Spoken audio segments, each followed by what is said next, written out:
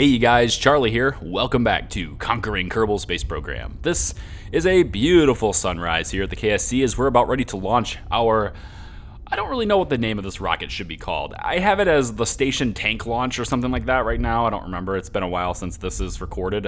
This is voiceover since all your comments from the last video, but this video was recorded at the same sitting as the last video. So none of the actions taken in this video are going to be reflective of any comments that were left on the last one, but I do enjoy your guys' comments. Thank you for leaving them. Keep leaving them. I read every single one. I know I don't necessarily have the time to respond to every single one, but I do read every single comment that goes on every single video. At least I try to do the every single video part, but the KSP series especially, I do it. So anyway, we get the station in the proper location relative to Kerman. It's no longer early morning now. It's a little bit later in the morning. Sun's a little bit higher in the sky. And we launch the vessel into the air with these giant mammoth engines. And these are the first time I've actually used the mammoth engines, so I didn't really know how much they could push up. I did do a lot of test flights with this. So I'm pretty impressed. You know, mammoth is good. We're able to have a thrust-to-weight ratio in this giant, this is like 500 tons, I think this rocket was. We're able to have a thrust-to-weight ratio that's just over 1.5, about 1.6 when we're on the launch pad. And we're able to accelerate right out the launch pad at around 16 meters per second, so that's good. Obviously, we're going to speed things up here. We're going to get all burned out. We're going to get rid of the solid rocket boosters and work our way up to space.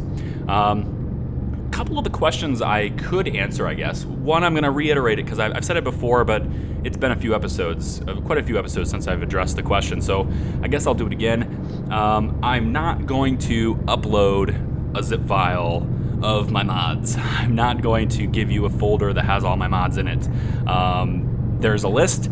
You can get them yourselves. I've already had some people go through that list and download and install everything into their game, and their PCs could not handle it. I have a beast of a system. Not everyone does. So I leave you a list. You can pick and choose the ones you want, and that's great. For a great visual experience, if you're not wanting to use a ton of RAM, but you want a really great visual experience, some of the mods that I'm using for visual effects, which answers the next question, stock visual enhancements. That's being used, which gives you that sort of Earth-like look. It works with environmental visual enhancements, which comes included with stock visual enhancements. So when you download stock visual enhancements, use the EVE, the environmental visual enhancements version. Use the one that came with stock visual enhancements, and you'll have a great experience like this. I have the ultra resolution textures. That requires a pretty good graphics card, so they also have high, medium, and low. Choose the one that's right for your system that gives you the best performance to look that you're looking for. And if you don't have a 4K monitor, honestly, don't worry about ultra graphics. If you don't have a 4K monitor, if you're working on 1440p or you're playing in 1080p, honestly, go medium or high. High at the very most. Medium probably is fine. The only reason I do ultra is because I'm usually playing in 4K, so I just enjoy playing in 4K, but I downscale the video for 1080p here. So other things I'm using for visual effects mods, if you're looking for the visual effects mods that I'm using for the looks that you're looking for, Scatterer is a big one. Scatterer is doing all sorts of stuff with light, which is great. And going along with Scatterer, we're using the Astroniki, I think it's Astroniki, sun flare for scatter. It's a different sun flare, so my sun looks a little different than yours does in stock. It's a little brighter. It looks more intense. It's got some interesting streaks. You can see the flares coming out of it, so I like that one better. Other things I'm using for visual enhancements are Real Plume, Smoke Screen. I think Planet Shine is another one. That's why the light on the side of my craft right now is kind of this blue tint.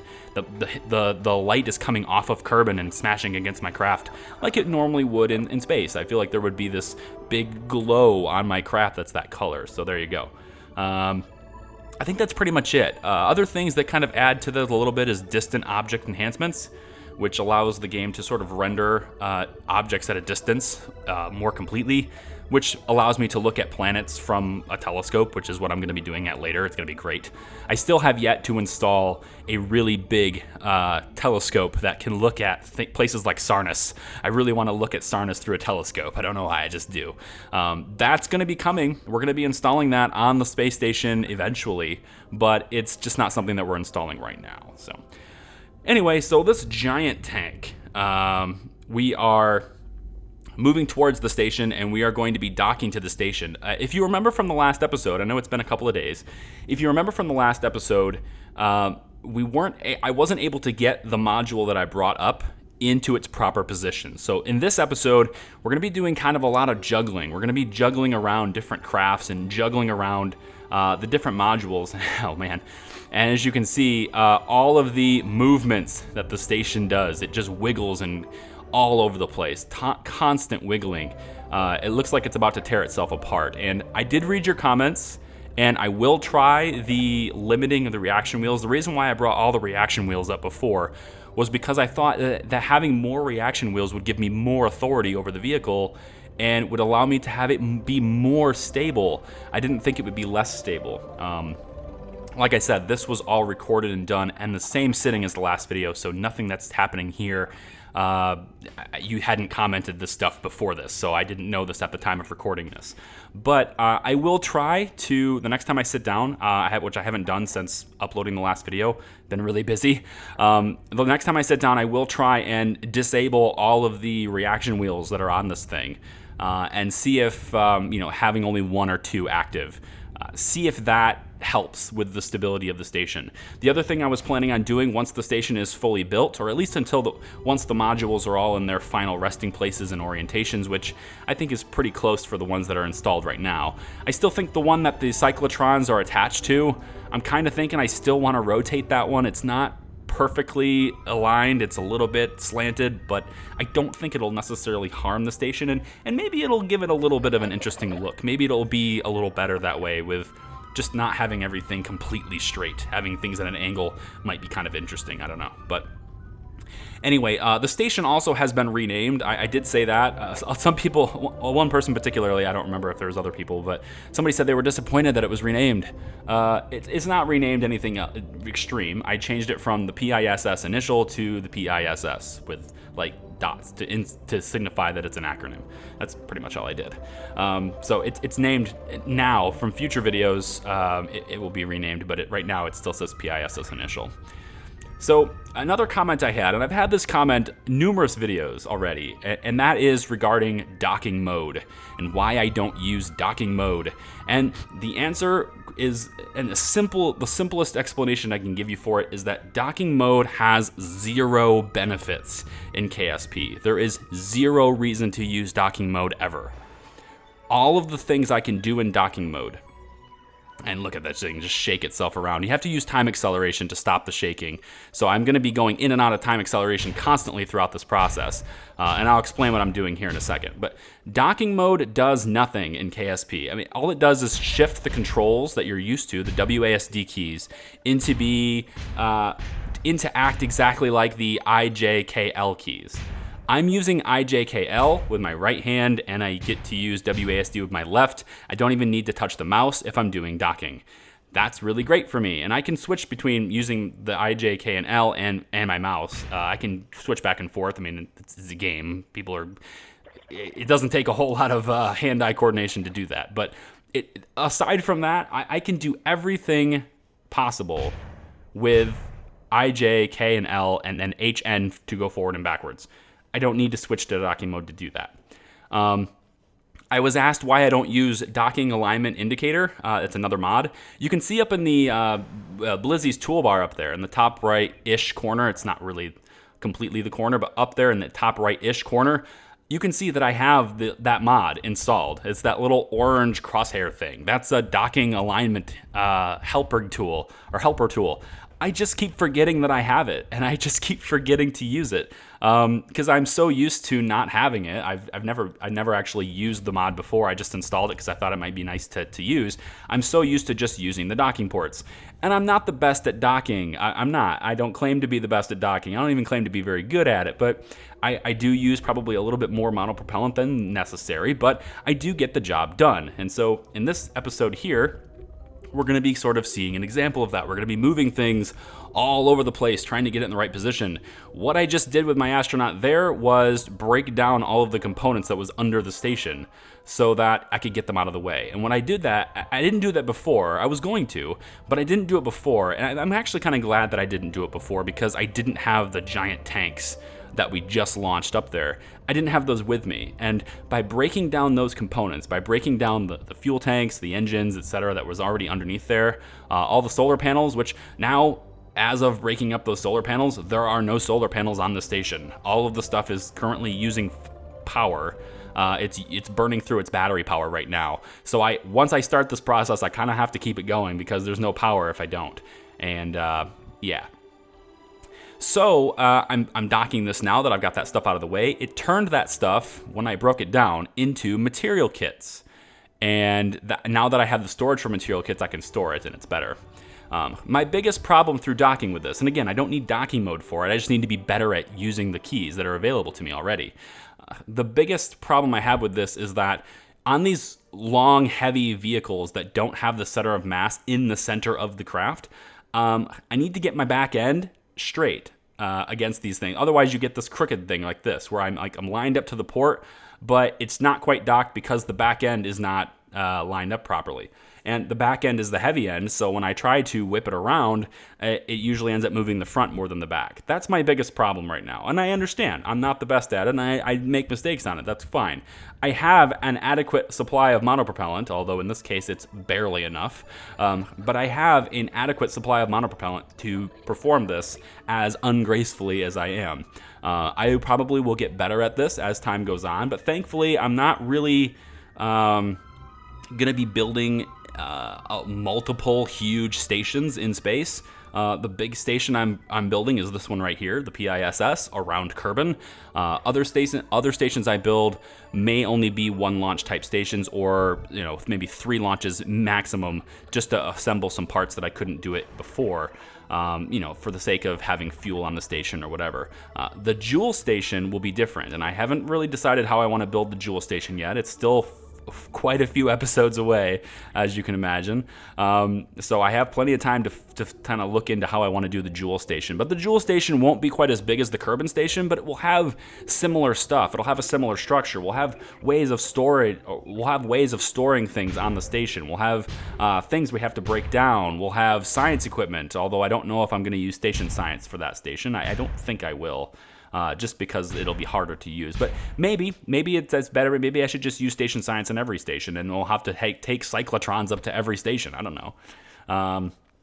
I probably will have some fuel converting type stuff on the Joule station, probably, just for the ease of use of that, so that my vessels can transport ore instead of having to worry about converting all the ore and then transporting the fuel. Maybe that's something to do. I don't know. I'll definitely have a tug on the Joule station because I'm going to need to move things around, most likely. And obviously, we're going to have habitation rings, and we're going to have other types of modules, probably for construction as well. So the Joule station is going to be another major station for sure, but just not like any of the other ones, like the Moons or Duna or whatever. I don't care about those as far as like making them into a great station. So the tug right now is moving towards the spectrometon, the spectrometon. And what this is it helps with station science, and I don't exactly know specifically about how it works, but I know that certain experiments can be benefited as far as their scientific value and how much I can recover from them. They can benefit from being run through this after the experiment is complete. So I think with station science, what happens is you get benefits from the stations as far as the experiments go. You get science, but you don't get all of it. You don't get a large quantity of it until you either recover it and bring it back to Kerman, or you run it through this. And then you can learn more about it and then recover more science from it. So it's in a way like station science. In a way, the experiments on this, it sort of works in it is I'm trying to figure out how to say it. It sort of works in levels. So you can either do this and then just take what you get, or you can run it through these and get a little bit more. You can recover it and get a lot more, or you can run it through the spectrometon here and be able to transmit more, all sorts of stuff. So we're going to have one of those on the station. We have 2 cyclotrons that are basically giant particle accelerators that will help us with our experiments. When we start dealing with quarks, which is something else I have to move up, or something else I have to bring to the station. And then we'll run it through the spectrometon if necessary to get even more value out of it. So I'm docking my tug to the station right now because the only solar panels the station has, since I broke that stuff down, the only solar panels the station has right now are these tugs, are the panels on the tug.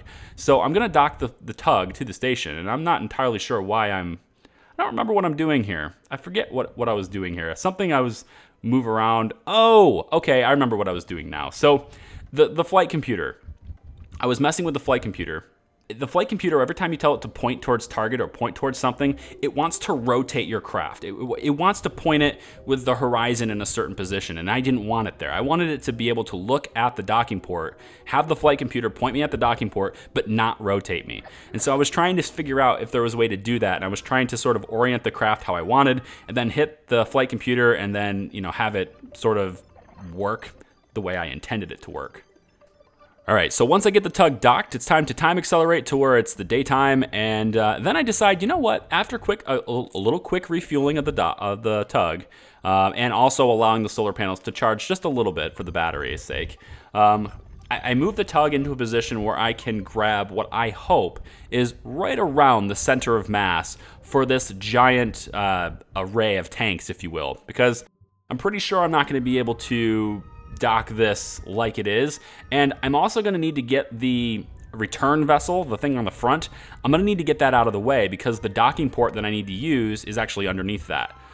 So I need a way of controlling this once I undock that. So once I've got a hold of it, I'm going to do some quick refueling, making sure that the tug has adequate resources in it, because I'm going to this process has a couple of different stages. The first part is I'm going to basically undock it from the regular station. So I have the whole big rig I just brought up into space, plus the tug as its own separate thing from the station so I can move it in position. Now my engineer is going to bring out some of the solar panels just to make sure batteries don't die, as well as while I'm breaking down the engine, which is what we're doing right now. Massive Titan engine is worth so much material kits. It's awesome. I can't break down the fuel tanks and stuff because that's what I was going to do. I can't break that down yet because my RCS thrusters are over there and I need that for maneuverability. I also have RCS thrusters on the front of this, you can see just on the screen here. And this part, the return vehicle, that's the front part of this whole vessel. That part is going to detach once I get this detached from the station. So that's the second stage. The first stage is to undock it from the station. So that's what we've just done there. We're getting it separated, and I'm going to start moving it downwards so that I can move it in the direction I need to go, but also create some separation from the rest of the station because it's kind of starting to drift a bit, and it's drifting towards the habitation ring, and I'm not a big fan of that. I need to kind of get away from the habitation ring if possible. So I'm going to use RCS to kind of make sure we don't run into it. The second part of this is once I'm a sufficient pace away, or once I have a sufficient, heading towards where I need to go, I need to take the front vehicle, the return vehicle, which is something that Surefry Kerman is currently sitting in. I need to take that and undock it from the rest of the craft. Now that return vehicle, and we'll come back to this near the end of this episode, that return vehicle has one of these little probes on it that's not completely, I don't think anyway, completely integrated with RemoteTech. Because you can notice that up top it says local control, and that's fine. It would also say local control up there for a bit if I didn't have anybody in it. I don't know exactly what's happening with that probe. That probe does different things every time I use it, and at the end of this episode, it's again unpredictable. It's again something that I didn't count on because it's been working consistently. Say, for example, the ship that I sent to Duna. I don't remember what episode it was, but there was a ship I sent to Duna, I think it was like 55 or something like that, where I had complete local control over a vessel as long as it was in range of an antenna. And so I kind of went, okay, it was an unmanned craft, but there was no delay, and it was because of that probe, I think. This episode, things change a little bit. It doesn't happen the same way. It's not consistent.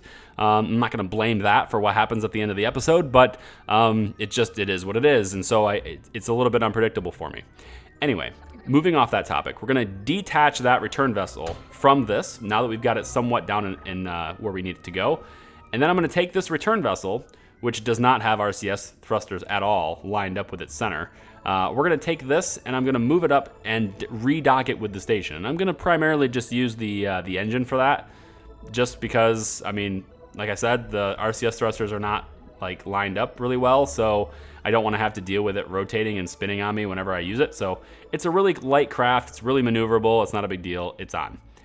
Now's the hard part. Getting this massive thing that's not at all lined up and centered and very, very heavy, and getting this thing moved into position so that I can dock it with the station up there. Now the RCS, the influence over the craft, if you will, is not centered. So every time I move, I also have to counter steer that movement. But as long as I go very, very slow, and you can see on the nav ball at the bottom, we're going 0.1 meters per second here. So this is very sped up. As long as I go very slow, I can make this work in my favor, I think. And so I get this lined up to where I think it's about right, and then I'm going to tilt it up and sort of adjust my attitude a little bit so that I can control exactly where it's heading. So if it's moving a little bit too far downwards or too far to the left or whatever, I can sort of correct that as long as my tug is in the proper position to handle it. And then once I'm there, I need to angle it up. And I notice I'm a little bit too high, so bring it down a little bit. But I'm going to have to counter that by bringing it up high again. But it doesn't really matter, because I run out of electric charge. While I was going through the process of moving this into position and everything, I collapsed all of the solar panels because I didn't want to damage them. And as a result, I ran out of power. I have no control over it now. So I have to get my engineer back out there. Come on, Fry. Head him down there and immediately, I need to do this fast because I don't want to get the thing too far away. So I immediately open up all the solar panels I can find, at least on the tug, to give it just a little bit of extra charge. I'm going to open up a couple here on the tanks just to make sure we get like a good fast charge. I don't want this to happen anymore. And then I'm going to rush Fry back up to the station and get him back in a module so that I can go back to controlling this unmanned vessel. So yeah, now thankfully, that extra time of falling down hasn't really changed how well or how much I'm aligned with the port. It's actually just moving away, but it's moving away in a fairly straight line. So I'm not all that worried about it, actually. And when I finally do thrust myself back towards the port, you can see the nav ball again. I'm not using docking alignment indicator or docking alignment, I think that's what it's called, docking alignment indicator. Maybe that's not what it's called, I forget. But the mod, like again, Blizzy's toolbar, the little orange crosshair symbol, I'm not using that. I'm using the nav ball.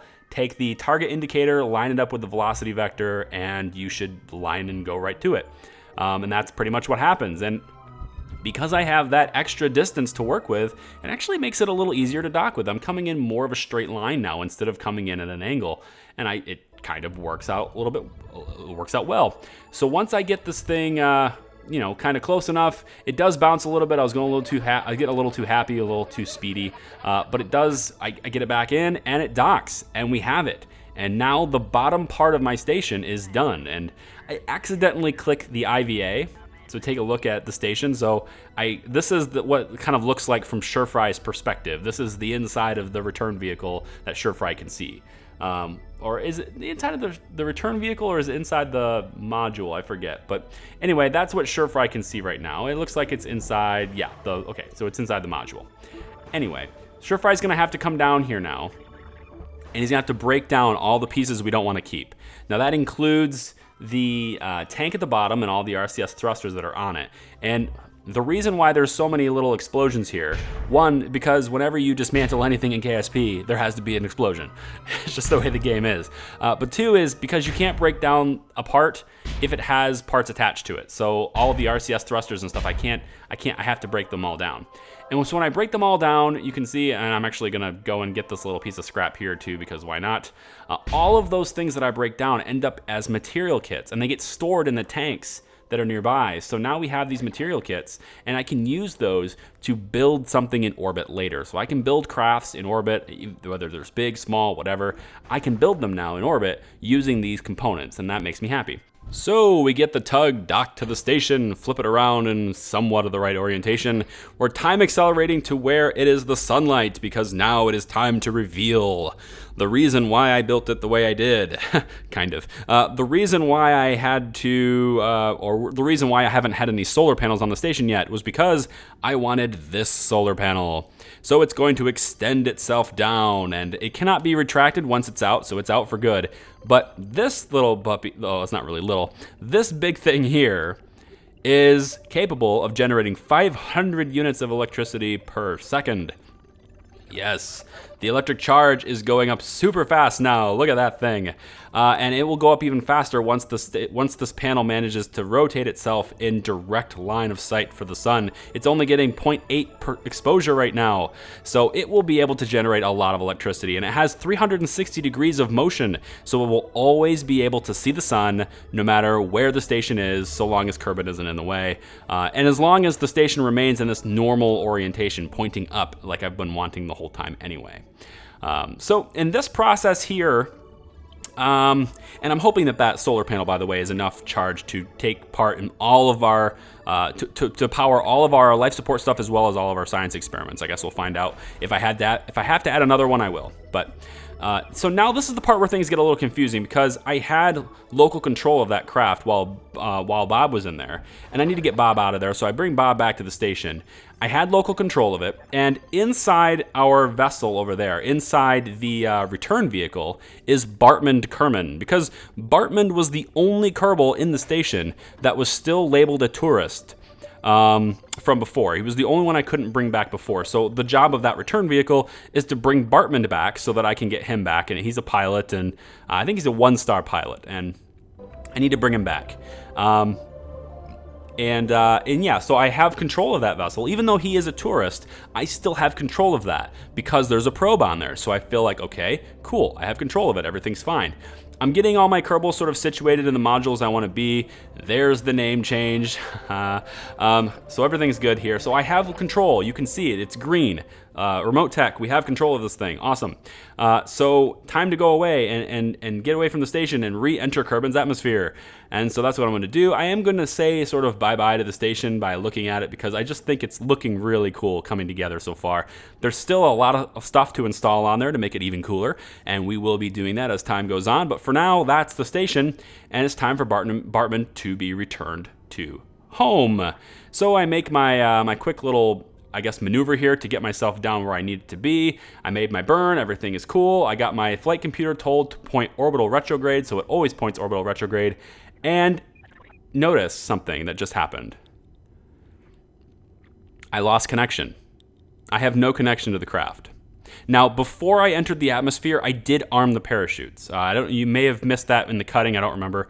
I did arm the parachutes. They're set to go off and open up at 10K. I don't think there's enough parachute there to help the whole thing. I think I do need to jettison this. I do need to get rid of all of the engine stuff. I had also planned to burn the engine in this part here to slow me down a bit more, but I have no control of this.